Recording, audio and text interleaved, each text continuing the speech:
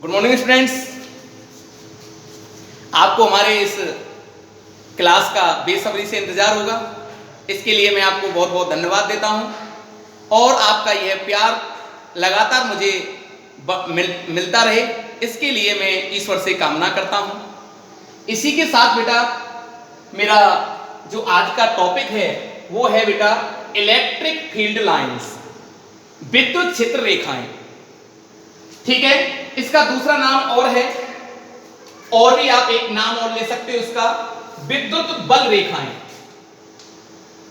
विद्युत बल रेखाएं, ठीक, या विद्युत फ्लक्स रेखाएं। विद्युत फ्लक्स रेखाएं, ये तीन नाम आ गए आपके सामने।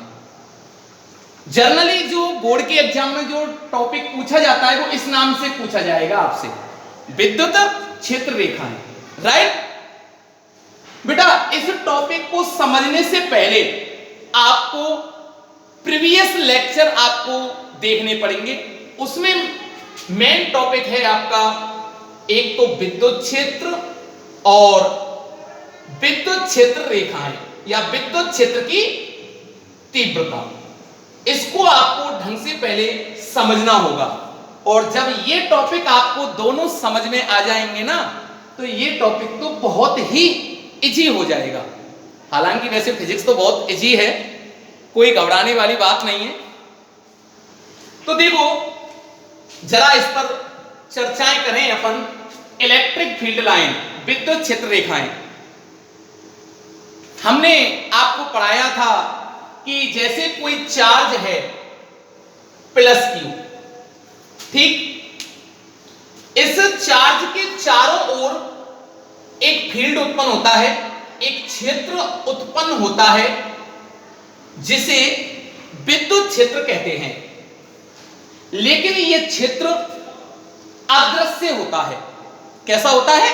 अदृश्य, यह दिखाई नहीं देता, लेकिन इसका प्रभाव देखने को मिल जाता है। राइट, हम पूरे इस ब्रह्मांड की बात करें, पूरे ब्रह्मांड में चार्ज है तो उसका क्षेत्र भी होगा, लेकिन कहीं इसका प्रभाव ज्यादा है, कहीं इसका प्रभाव कम है, लेकिन वो देखने में बहुत कम विजुअलाइज हो पाता है। एक्चुअली अब इसके बारे में हम बात करें, सबसे पहले इसकी खोज की थी फेराडे ने। ठीक, फेराडे ने इसके बारे में चर्चाएं की।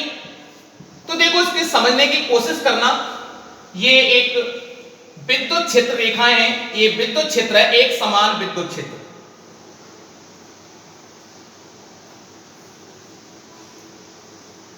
एक समान विद्युत क्षेत्र की पहचान क्या है कि विद्युत क्षेत्र रेखाएं दिशा, उन सभी विद्युत क्षेत्र रेखाओं की रेखाएं कैसी हो, दिशा कैसी हो, एक समान हो, और परिमाण भी कैसा हो, एक समान। ऐसा विद्युत क्षेत्र एक समान विद्युत क्षेत्र कहलाता है।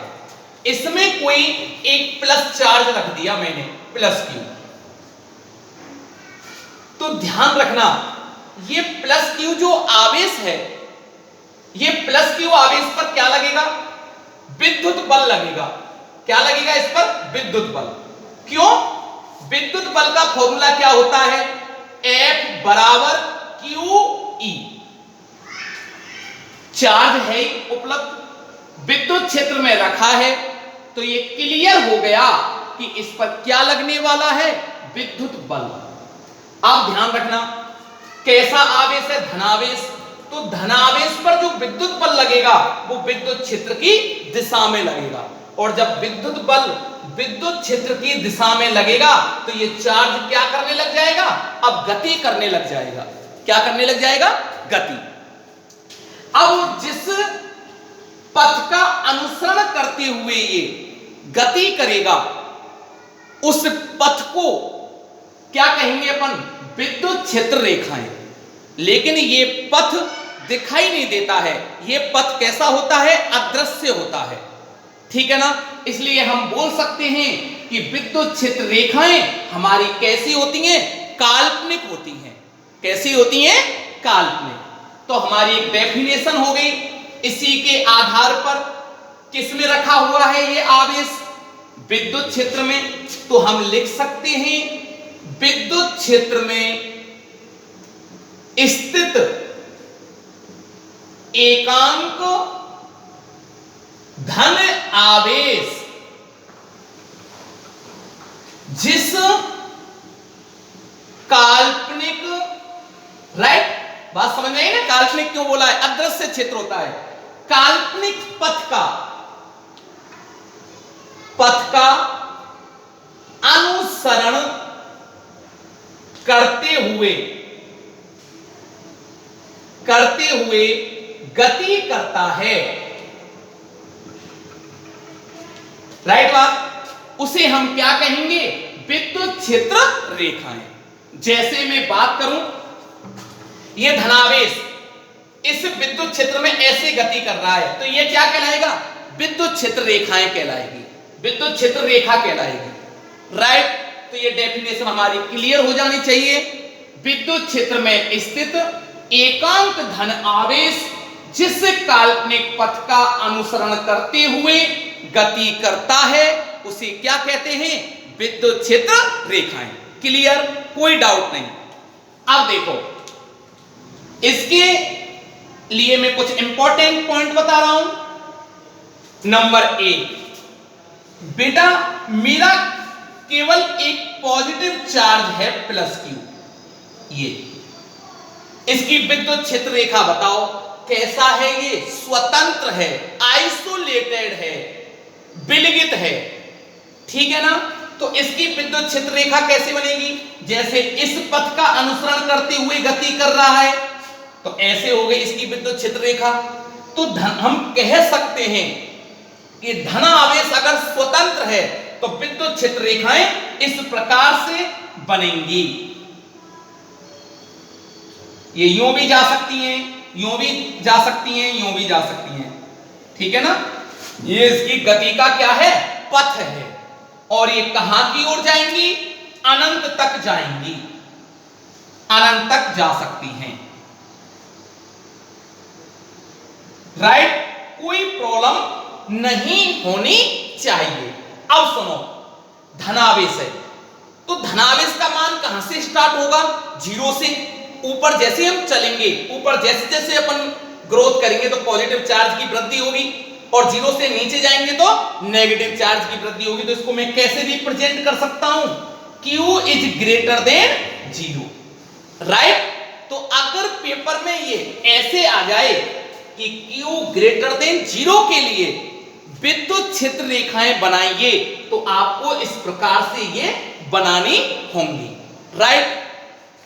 नंबर 2, अगर मेरा नेगेटिव चार्ज है -Q, कैसा है, ये भी स्वतंत्र है, तो बताओ कैसे लिख पाऊंगा मैं इसको, 0 से कैसा है, कम, छोटा है, तो Q लेस देन 0। बिल्कुल राइट, समझ में आ रही है मेरी लैंग्वेज, कोई प्रॉब्लम नहीं।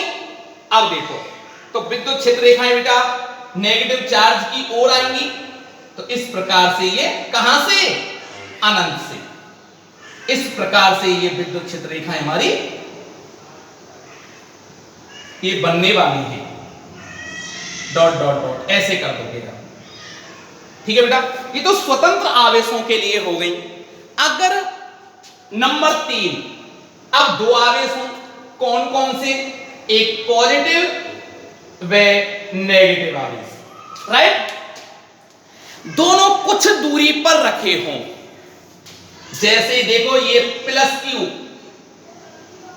और ये है बेटा -Q, ठीक।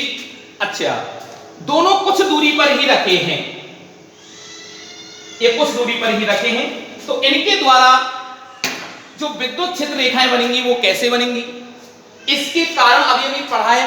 विद्युत क्षेत्र रेखाएं कहां निकलती हैं, बाहर की ओर, ऋण आवेश की ओर आती हैं, क्लियर।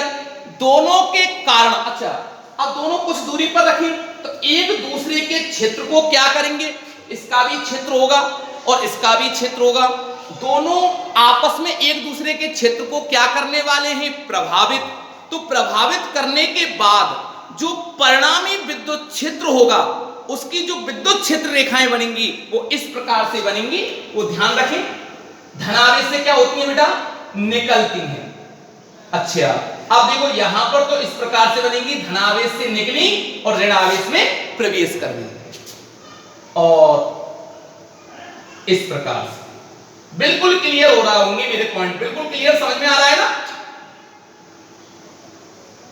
ये दोनों आवेश जब कुछ दूरी पर रखे जाएं तो उनका जो रिजल्टेंट जो इलेक्ट्रिक फील्ड बनेगा वो ये आएगा, और ये आप बना सकते हो अनंत, राइट, बिल्कुल। अब देखो ये पॉजिटिव चार्ज और ये नेगेटिव चार्ज दोनों स्वतंत्र हो तो इस प्रकार से दोनों को कंबाइंड रखा जाए, कुछ डिस्टेंस पर रखा जाए तो इलेक्ट्रिक फील्ड लाइन जो बनेंगी वो इस टाइप से बनेंगी। क्लियर है ना, कोई डाउट नहीं है। और इसका दूसरा नाम है, मैं नेक्स्ट वीडियो में पढ़ाऊंगा, विद्युत द्विध्रुव भी कहते हैं। क्या कहते हैं, विद्युत द्विध्रुव, राइट बात, इलेक्ट्रिक डाइपोल, ठीक है ना। इसके कारण ऐसे बनेंगी। काफी बार एग्जाम में पूछ भी लिया गया है कि विद्युत द्विध्रुव के कारण विद्युत बल रेखाएं बनाइए, तो आपको इस टाइप से बनानी है, बना सकते हो। चलो नेक्स्ट, हाँ देखो चौथा पॉइंट देखें बेटा, प्लस माइनस के लिए बना दी, ठीक है ना, विपरीत आवेशों के कारण। अब देखो अगर समान आवेशों, समान आवेश, अब समान आवेशों में भी दो नेचर है, ध्यान से समझना, वेरी वेरी मोस्ट टॉपिक है ये। अगर दोनों चार्ज मेरे पॉजिटिव हों, पॉजिटिव, ये भी प्लस क्यू और बेटा ये भी प्लस क्यू, लेकिन यहां पर एक क्वेश्चन बनता है बहुत अच्छा कि सर दोनों चार्ज अगर समान परिमाण के हैं तो ये स्थिति होगी, ठीक है ना। अगर दोनों आवेश समान परिमाण के नहीं हो, वो आपके एक कंपटीशन क्वेश्चन में पूछा गया क्वेश्चन है, मैं बताऊंगा अभी, बने रहे लगातार आप मेरे साथ। देखो प्लस, प्लस आवेश और ये भी प्लस आवेश, कौन सा बल अनुभव करेंगे, प्रतिकर्षण बल। कौन सा बल, प्रतिकर्षण बल। और प्रतिकर्षण बल के कारण हमेशा क्या रहना पसंद करते हैं, अधिकतम दूरी पर, ठीक है। और आकर्षण बल के कारण दोनों न्यूनतम, जितना संभव हो सके उससे न्यूनतम दूरी पर रहना पसंद करते हैं। और प्रतिकर्षण बल के कारण जितना हो सके अधिकतम दूरी पर रहना पसंद करते हैं। ध्यान रखना बच्चों। तो देखो बेटा, ये भी, इससे भी विद्युत क्षेत्र रेखाएं इस प्रकार से बनने वाली हैं, ऐसे बनेंगी बेटा।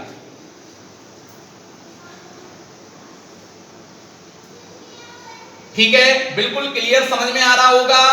लगातार आप मेरे नोट्स हर लेक्चर के अनुसार नोट करते चलें और बार बार आप मेरे इन लेक्चरों को देखते रहें, जिससे ज्यादा से ज्यादा आपको टॉपिक क्लियर होते जाएंगे। हाँ देखिए बेटा, ये विद्युत क्षेत्र रेखाएं हैं,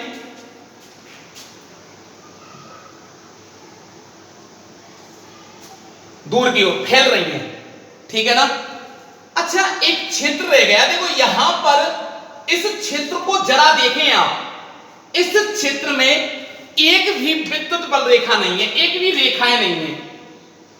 क्या रीजन है ऐसा? इसलिए नहीं है क्योंकि इस क्षेत्र में इसका भी विद्युत क्षेत्र होगा यहां, और इस आवेश का भी विद्युत क्षेत्र होगा। प्रतिकर्षण के कारण दोनों के विद्युत क्षेत्र एक दूसरे क्या कर दिए होंगे, निरस्त हो गए होंगे। इसकी डायरेक्शन किधर होगी, इधर जाए तो इधर, इसकी डायरेक्शन कैसे होगी, इधर, तो एक दूसरे के प्रभाव क्या कर दिया होगा, निरस्त। तो E का मान E इक्वल टू क्या हो गया होगा इस बिंदु पर, जीरो। क्या, जीरो। और जब जीरो हो गया ऐसा बिंदु कहलाता है बेटा उदासीन बिंदु। ये उदासीन बिंदु है, ठीक है ना। अब बात आती है कि उदासीन बिंदु कहां प्राप्त होगा। अगर दोनों समान परिमाण के आवेश हैं, दोनों कैसे परिमाण के हों, समान परिमाण के आवेश हैं तो बेटा जो मेरा उदासीन बिंदु होगा वो बिल्कुल बीचों बीच होगा, बराबर दूरी पर होगा। ये मैं आपको क्लियर कर देता हूं। मान लो यहां से ये r दूरी है तो ये भी दूरी क्या होगी बेटा, r। ठीक है ना, ये बिल्कुल क्लियर हो गया। अब देखो दो समान, ये तो समान परिमाण के हो गए। अगर समान परिमाण के आवेश नहीं हो तो उदासीन बिंदु कहां प्राप्त होगा, ये कंपटीशन एग्जाम में पूछा गया क्वेश्चन है। देख इसका सेकंड केस, ये पहला हो गया और ये बेटा मैं सेकंड केस बताने वाला हूं इसका। तो देखिए भैया, ये अब मैं इसका नाम Q1 और ये है बेटा Q, राइट। अब मैं कह दे रहा हूं कि Q1 is greater than Q2, तो सीधी सी बात है कि देखो इसका विद्युत क्षेत्र कैसा है, ज्यादा, इसका कैसा है, कम। तो उदासीन बिंदु किधर खिसक गया मेरा, इधर खिसक जाएगा, कम वाले की तरफ। नहीं आई समझ में, आ गई ना। अगर मैं यूं कह रहा हूं दूसरा case, Q2 is greater than Q1, तो बताओ किधर गया उदासीन बिंदु, इस साइड में गया। क्लियर। अब देखो इसकी वैल्यू कैसे निकालते हैं वो ध्यान रखें। तो मैं मान लेता हूं इसका उदासीन बिंदु Q1 से, कैसे Q1 का मान ज्यादा है तो उदासीन बिंदु कहीं यहां होगा, इधर। और ये डिस्टेंस है मेरी R1 और ये डिस्टेंस है मेरी R2। तो बेटा इसका फॉर्मूला होता है Q1 upon R1 square equal to Q2 upon R2 square. ठीक, या या R1 स्क्वायर बटे R2 स्क्वायर बराबर Q1 बटे Q। अगर आवेशों का मान दे रखा हो तो हम दोनों दूरियों का मान ज्ञात कर सकते हैं, अनुपात ज्ञात कर सकते हैं, जो चाहे वो हम ज्ञात कर सकते हैं इस फॉर्मूले से। तो बताओ कंपटीशन में फिजिक्स आसान हुई कि नहीं हुई, बिल्कुल आसान है। ठीक है बेटा, तो इसकी विद्युत क्षेत्र रेखाएं ये समझ में आ गया होगा आपको। में विद्युत क्षेत्र रेखाएं कैसे बनेंगी, सेम ऐसे बनेंगी, लेकिन उदासीन बिंदु इस साइड में प्राप्त होगा। ठीक है, ये उदासीन बिंदु हो गया N, राइट। अच्छा, आप देखो एक बात और क्लियर हो रही है हमारे यहां पर, दोनों आवेश मेरा समान प्रकृति के हैं। ठीक है, तो ये विद्युत बल रेखाएं क्या हो रही हैं, फैलने का प्रयास कर रही हैं। क्या कर रही हैं, फैलने का प्रयास कर रही हैं, फैल रही हैं। और जब, तो अगर कोई लाइन आ जाए कि जब विद्युत क्षेत्र रेखाएं आपस में फैलती हों तो इससे सिद्ध होता है कि समान प्रकृति के आवेशों में क्या होता है, प्रतिकर्षण। ठीक है ना। अच्छा, अब बेटा अगर विपरीत प्रकृति के आवेश हो, फिफ्थ पॉइंट, जैसे अभी मैंने बता दिया था आपको, ये प्लस है और ये नेगेटिव माइनस आवेश है, ये प्लस क्यू और ये कौन सा है, माइनस क्यू। अभी मैंने बताया था धनावेश से ऐसे जाएंगी ना, ये क्या कर रही है बताओ, सिकुड़ रही हैं। क्या कर रही हैं बोलो, सिकुड़ रही हैं। और जब विद्युत क्षेत्र रेखाएं आपस में सिकुड़े तो हम कह सकते हैं कि विपरीत प्रकृति के आवेशों में आकर्षण होता है। यहां सिकुड़ रही है भैया,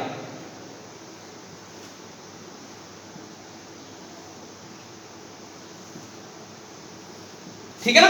यहां क्या कर रही है, सिकुड़ रही है, और यहां क्या कर रही है, फैल रही है। फैलना, ये फैलना, देखो मैं लिख देता हूं, फैलना क्या बताता है, प्रतिकर्षण को।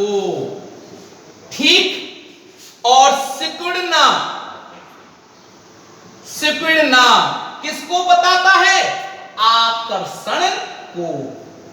राइट, बिल्कुल क्लियर हो गए हमके पॉइंट, बात समझ में आती है ना, क्लियर। चलो नेक्स्ट पॉइंट। हाँ देखो, गुणधर्म, तो ये चीज बिल्कुल क्लियर। अब गुणधर्मों में देखो आ जाता है क्वेश्चन, कैसे आता है ये भी बता दूं। विद्युत क्षेत्र रेखाएं किसे कहते हैं, इसके कोई 4 गुणधर्म लिखिए, तो आप आसानी से लिख सकते हो। नंबर 1 जो मैंने अभी तक सिखाया उसी से आप लिख सकते हो। ये कैसी होती हैं रेखाएं? अदृश्य होती हैं। कैसी होती हैं? और जब अदृश्य होती हैं तो उसको हम फिजिक्स की भाषा में लिख सकते हैं, ये हमारी रेखाएं कैसी हुई? काल्पनिक रेखाएं होती हैं। क्लियर? दूसरा पॉइंट, ये धनावेश से निकलती हैं। अभी मैंने बताया था धनावेश है तो उससे विद्युत क्षेत्र रेखाएं मेरी बाहर की ओर निकलेंगी, हमेशा ध्यान रखना। और ऋण आवेश में क्या करती हैं? ये प्रवेश करती हैं। ऋण आवेश में हमेशा क्या करेंगी बताओ? प्रवेश करती हैं। 2 गुणधर्म हो गए। तीसरी बात इंपॉर्टेंट, मान लो मेरी विद्युत क्षेत्र रेखा कोई इस प्रकार से है, ठीक? तो इसके प्रत्येक, अच्छा विद्युत क्षेत्र रेखा इस प्रकार से है, इसका मतलब क्या हुआ कि आवेश में यहां होते हुए इस पर आवेश पर क्या लगा होगा? बल लगा होगा। उस बल के कारण उसकी ये क्या है बेटा? क्या है? ये क्षेत्र रेखा, बनी हुई क्षेत्र रेखा है। इसके किसी बिंदु पर अपन ऑब्जर्व करें तो किसी बिंदु पर खींची गई एक स्पर्श रेखा उस बिंदु पर विद्युत क्षेत्र की दिशा को व्यक्त करती है। किसको व्यक्त करती है? विद्युत क्षेत्र की दिशा को। ठीक है ना? अब जैसे देखो यहां पर बात करूं, यहां पर विद्युत क्षेत्र का मान क्या होगा और दिशा किधर होगी, तो देखो डायरेक्शन हम बता सकते हैं। यहां पे स्पर्श रेखा खींच दो आप, ये स्पर्श रेखा खींची तो विद्युत क्षेत्र की दिशा किधर होगी बताओ? यहां इधर हुई, राइट? और मैं आगे बढ़ाता हूं, जैसे यहां पर ज्ञात करें विद्युत क्षेत्र की दिशा बताओ किधर होगी, तो यहां पर फिर स्पर्श रेखा खींचने लग जाओगे आप। बात समझ में आ रही है? तो यहां पर कैसे खींचोगे? इस प्रकार से। तो यहां पर विद्युत क्षेत्र की दिशा किधर होगी? इधर होगी। तो किसी विद्युत क्षेत्र के किसी बिंदु पर खींची गई स्पर्श रेखा उस बिंदु पर विद्युत क्षेत्र की दिशा को व्यक्त करती है, राइट? मेरा 4 पॉइंट ध्यान रखना, 2 विद्युत क्षेत्र रेखाएं कभी भी एक दूसरे को नहीं काटती। बहुत इंपॉर्टेंट जबरदस्त टॉपिक है। क्या बोला? 2 विद्युत क्षेत्र रेखाएं एक दूसरे को कभी भी नहीं काटती। अगर काटती हैं तो क्या होगा समझो। देखो बेटा, ये 2 विद्युत क्षेत्र रेखाएं इस प्रकार से बनी हुई हैं, ये पहली और ये दूसरी। जरा हम कल्पना करें कि इस बिंदु पर दोनों क्षेत्र रेखाओं ने काट दिया तो क्या होगा?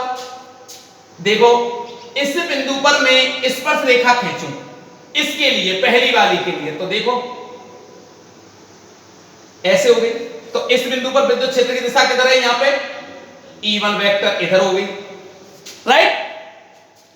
दूसरी रेखा ये है, इस पर मैं स्पर्श रेखा खींचूं तो बताओ किधर होगी? इधर होगी। इसका नाम क्या होगा? E2 vector. क्या यह संभव है? बिल्कुल नहीं। क्यों? एक बिंदु पर विद्युत क्षेत्र के 2 मान संभव नहीं हो सकते। बात समझ में आई? क्या एक पॉइंट पर किसी भी राशि के 2 मान हो सकते हैं? बोलो। जैसे आप 10th क्लास में मैथ पढ़ के आए हो, ठीक है, कोई ग्राफ बना रहे हो और जब आप ग्राफ बनाने जा रहे हो, यहां पर एक्स अक्ष पर मैंने ले लिया 1, 2 और 3। क्या 2 की जगह मैं 3 भी लिख सकता हूं? क्या 2 और 3 को एक जगह रिप्रेजेंट कर सकता हूं? असंभव सर, असंभव। ऐसा बिल्कुल संभव नहीं है। तो क्या एक बिंदु पर विद्युत क्षेत्र के 2 मान संभव हो पाएंगे? असंभव। इसलिए ऐसा संभव नहीं है।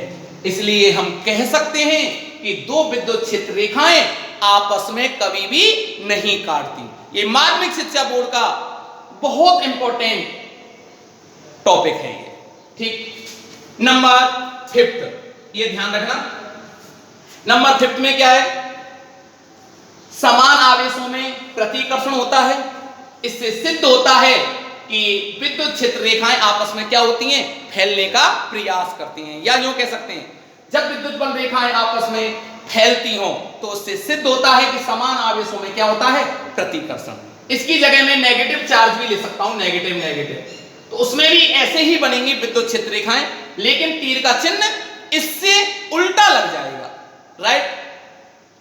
अच्छा, 6वां पॉइंट, 6 नंबर का, यदि दो विद्युत क्षेत्र रेखाएं या विद्युत क्षेत्र रेखाएं सिकुड़ने का प्रयास करती हैं, किसका प्रयास करती हो, सिकुड़ने का प्रयास करती हैं, तो इससे सिद्ध होता है कि विपरीत प्रकृति के आवेशों में आकर्षण होता है।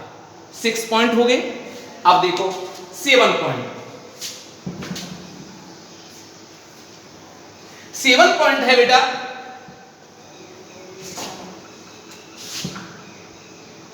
जहां विद्युत क्षेत्र रेखाएं पास पास होती हैं, कैसी होती हैं, पास पास, वहां विद्युत क्षेत्र प्रबल होता है, और जहां विद्युत क्षेत्र रेखाएं दूर दूर होती हैं वहां विद्युत क्षेत्र कैसा होता है, दुर्बल होता है। जैसे ये है बेटा, बिल्कुल आपको डायग्रामों के द्वारा बिल्कुल क्लियर करने जा रहा हूं टॉपिकों को। ये बेटा 2 पॉइंट हैं, ये ए पॉइंट और ये बी पॉइंट। पहली बात ये बताओ, ये क्या बनाई है मैंने, विद्युत क्षेत्र रेखाएं। यहां विद्युत क्षेत्र रेखाएं कैसी हैं, पास पास, और पास पास होंगी तो यहां मेरा विद्युत क्षेत्र कैसा होगा, प्रबल होगा, और यहां विद्युत क्षेत्र रेखाएं कैसी हैं मेरी, दूर दूर, तो विद्युत क्षेत्र कैसा होगा, दुर्बल होगा। तो मैं लिख सकता हूं EA is greater than EB, right, कि ए बिंदु पर विद्युत क्षेत्र अधिक है, किससे, बी से, ठीक। अच्छा, और बताओ इसी के साथ, ये है ऐसे लूप बना रहा हूं मैं 3, ठीक, और इसमें से मेरी विद्युत क्षेत्र रेखाएं ऐसे गुजर के जा रही हैं, ठीक है ना। इस टाइप के क्वेश्चन आपसे कोई भी पूछ सकता है।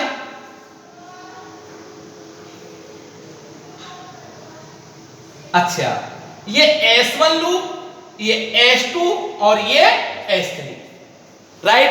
अब कोई आपसे ये पूछ ले कि बताओ इनमें से कौन से फील्ड के पास, कौन से लूप के पास विद्युत क्षेत्र मैक्सिमम होगा, बता सकते हो, किसके पास, S1 के पास, क्योंकि यहां से विद्युत क्षेत्र रेखाएं सबसे मैक्सिमम गुजर रही हैं, उससे कम S2 के पास और सबसे कम S3 के पास। तो बेटा मैं कैसे लिख सकता हूं, ES1 ES2 लेस देन, बोलो, ES3, राइट। कोई दिक्कत नहीं है, कैसा भी क्वेश्चन पूछ ले, बिल्कुल क्लियर हो गया ना टॉपिक, कोई डाउट तो नहीं। अच्छा, ये 7 पॉइंट हो गए, और हमसे पूछने वाला कितने था, वो 4। अच्छा, ठीक। अब देखो, एक समान विद्युत क्षेत्र और असमान विद्युत क्षेत्र की पहचान कैसे करोगे आप। तो अगला 8वां पॉइंट,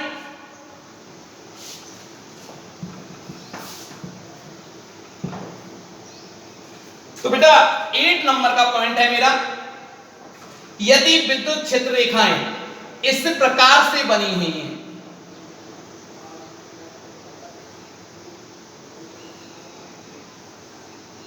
जरा देखें, सभी विद्युत क्षेत्र रेखाओं को देखें आप, यदि दूरी इनके बीच की समान हो इस प्रकार से, और तीर की जो डायरेक्शन है वो समान दिशा में हो, ऐसा विद्युत क्षेत्र कहलाता है एक समान विद्युत क्षेत्र।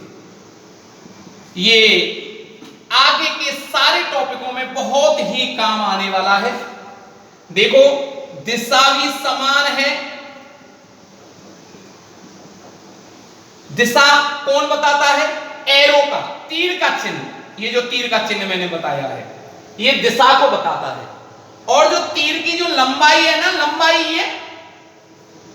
ये किसको बताता है, परिमाण को, और परिमाण भी कैसा है इसका, समान। और जब ये दोनों चीज समान हो तो ऐसा विद्युत क्षेत्र बताओ एक समान विद्युत क्षेत्र कहलाता है। और बीच का गैप भी कैसा होना चाहिए भैया, समान होना चाहिए, दूरी भी बराबर होनी चाहिए। उसको अपन इस प्रकार से दर्शा देते हैं। ठीक, अच्छा अगला है 9वां पॉइंट, अगर वो विद्युत क्षेत्र ऐसे हो, अब बताओ आप ये कौन सा विद्युत क्षेत्र होगा, असमान। बताओ क्या चीज इसमें, देखो दिशा भी सेम है, ठीक है, परिमाण भी सेम है, लेकिन इनका बीच का जो गैप है ना वो अलग अलग हो गया। यहां पर गैप सबसे ज्यादा, उनमें गैप थोड़ा इसके कंपैरिजन में थोड़ा कम है। तो ऐसा विद्युत क्षेत्र कौन सा विद्युत क्षेत्र कहलाएगा, असमान विद्युत क्षेत्र। राइट, ऐसे भी हो सकता है।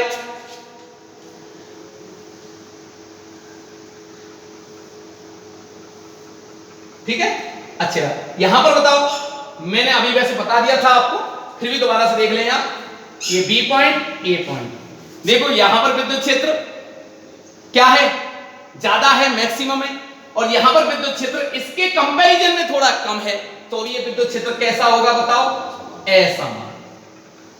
क्योंकि यहां पर परिमाण भी अलग है, अलग अलग है, मतलब नियत नहीं है, नियत तो नॉट इक्वल कर दिया, और दिशा भी कैसी है, अलग अलग है, नियत नहीं है, तो भी ये विद्युत क्षेत्र कैसा होगा बताओ, असमान विद्युत क्षेत्र होगा।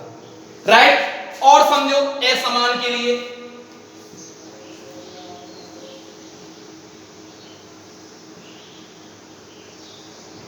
अब देखो मान लो मैं कह रहा हूं आपसे, जो तीर की लंबाई है ना वो सभी में समान है, ठीक है ना, तो दिशा तो अलग अलग हुई ना, दिशा तो अलग अलग हुई, तीर की लंबाई, अच्छा जो तीर की जो लंबाई है ना यही तो समान है, लेकिन दिशा अलग अलग है, तो भी कौन सा क्षेत्र होगा, ये असमान विद्युत क्षेत्र होगा।